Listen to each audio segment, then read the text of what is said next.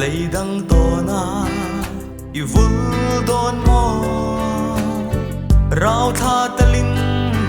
min ngai về em dan ti a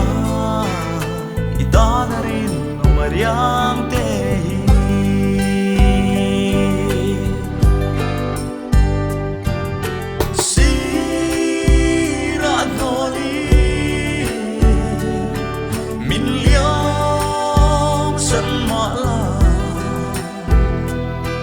nắng ngày lại rê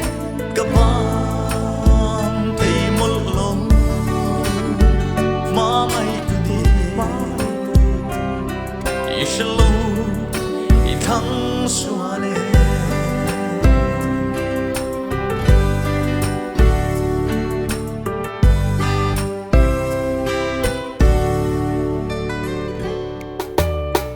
nay rồi thiếu thì ra nị cho cây rong cắt lính lù i lung tung sâu tu ăn roa kum lệ mel thoa i thì ra nị cho cắt lính sâu chuang long với tê i lung long ngà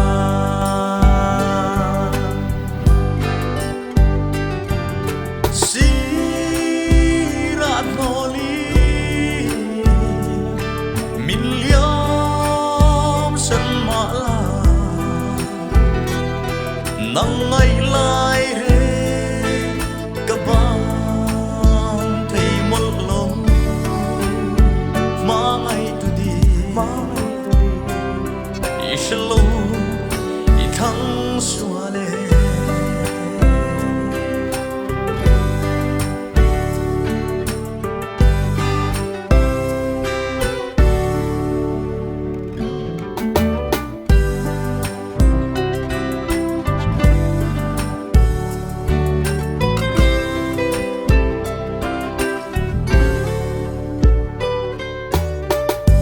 lim dê lên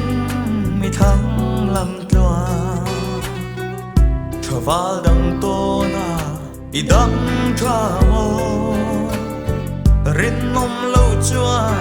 rin ô mi sông nga mà say mu mô duat lại i thăng xua lô